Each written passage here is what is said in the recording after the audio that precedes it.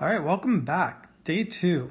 As a quick recap on what we did last class, we were multiplying binomials. So I came up with this example. I thought it might help you, where we have 14 times 18, and 14 can be written as this binomial, and 18 can be written as that binomial. We then have 14 on the top, we have 18 on the bottom, and then we multiply the 10 times 10, the 10 times 8, the 10 times 4, the 8 times 4, and then we add up all of those numbers and we get a total value of 232. Now, to have it look like something we did do last class, we have this binomial in blue, 2x minus 3 times x plus 6, and we set it up in our box method. And as we do that, 2x times x gives us 2x squared. 2x times 6 is 12x. Negative 3 times x and negative 3 times 6, which is slightly wrong because it should be negative 18. That's incorrect. Sorry about that. And then when we have those four numbers, what we're going to do is we're going to combine our like terms. 12x and negative 3x is going to give us 9x.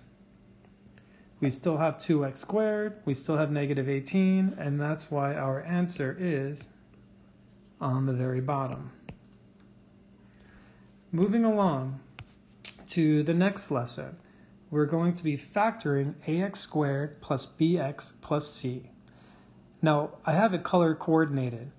A always comes before x squared, so in this case, x squared has the number 3, that's why a equals 3. B is always before the x, which this case is negative 6, therefore b is negative 6.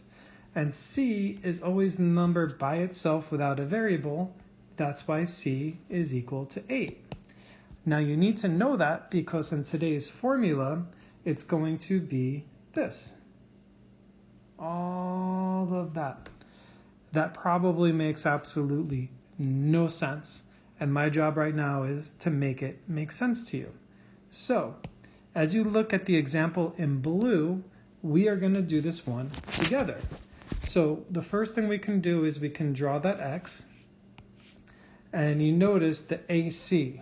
Whenever you have two letters next to each other, it's multiplication, and this is no different. So we know A is 1 and C is 6. So what is 1 times 6? That's right, 6. Next on the formula is the letter B. An easy way to remember it is B goes on the bottom. So what number is B? Comes before the X is 5. So here we go. We're looking now for two numbers that multiply to 6 and then add or subtract to 5. So let's think about it. I know 3 times 2 is 6, and 3 plus 2 is 5. Well, those happen to be our numbers. So we have 3 and 2. If you go back to the formula, it's written like that. So what we can do now is we can say x plus 3, and notice how it says over a.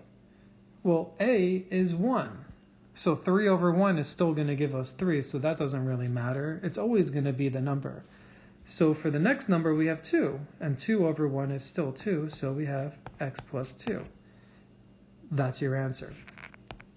If you're struggling to see it, let me just do it real quickly for you, where it would be x plus 3 over 1, x plus 2 over 1, which basically is going to be that anyway.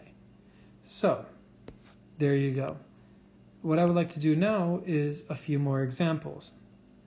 So, now we have it in pink. So, I'm just going to do it in purple just to be different. We are going to draw our x, and a times c goes on the top.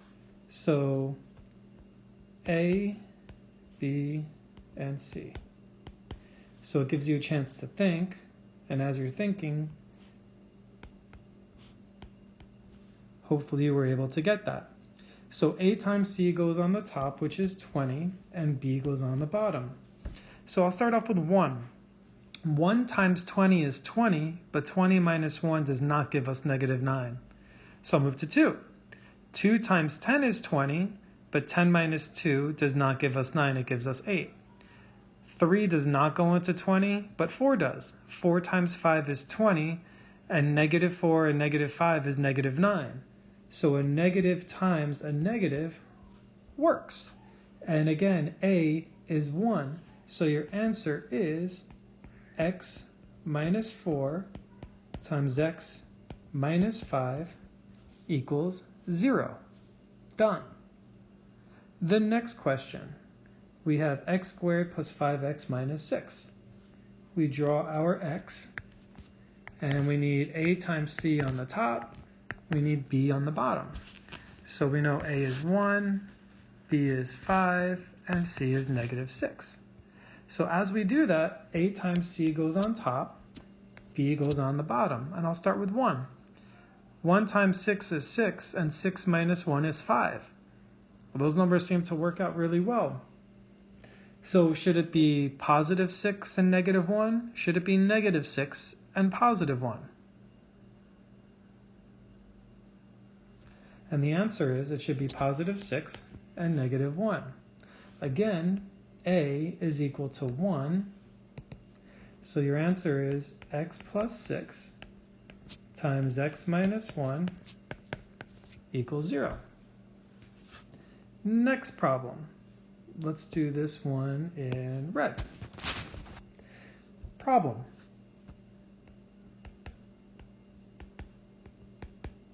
We know a is 1.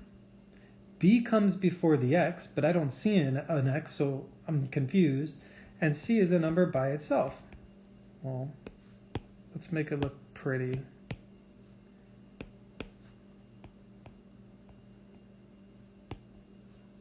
All right, c is negative 64. Well, here's why.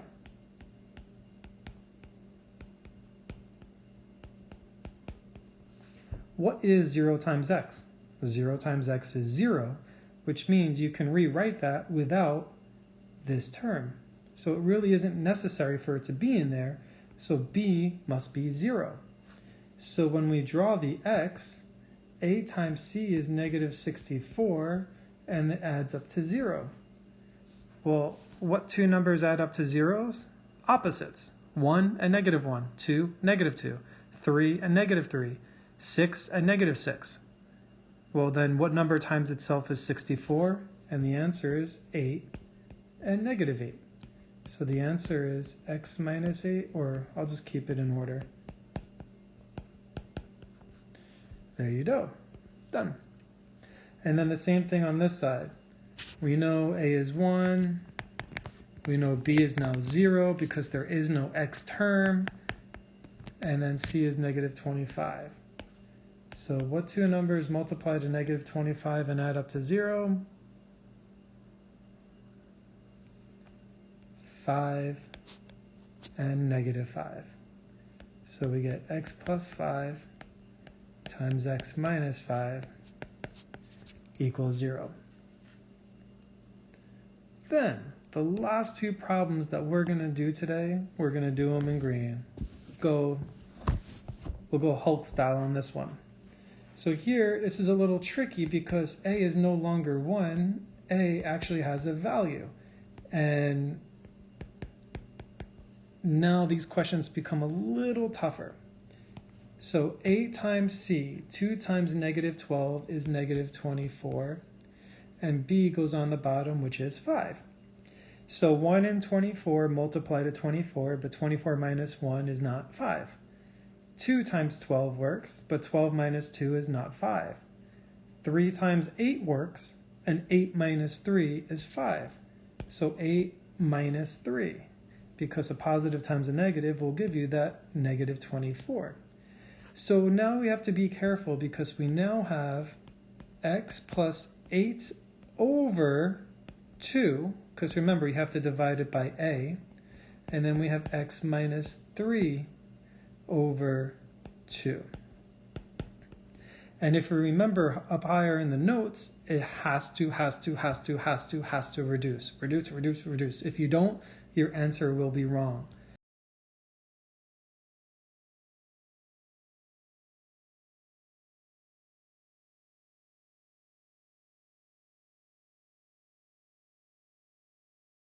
So 8 divided by 2 will give you 4.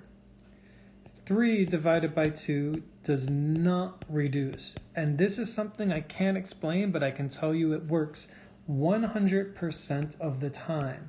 And what we need to do here is take this 2 and move it to the front. And your answer is going to be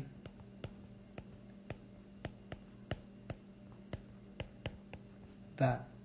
If you do the box method and you multiply, I guarantee you will get what's at the very top of the page, or the top of this problem. Let's do another quick one real quickly, and then we'll call it a day. So we know A is 3, we know B is -4, and C is -15. So here I could just compute it for you because you have calculators should you desire to use one. 3 times -15 is -45, and then B goes on the bottom. So let's do this. 1 times 45 is not going to work. 2 does not go in, but 3 does. 3 goes in 15 times, but 15 minus 3 is not 4. So then 4 does not go in, 5 goes in. 5 times 9 is 45. So we're going to have 9 and 5. And take a second and guess which one should be negative.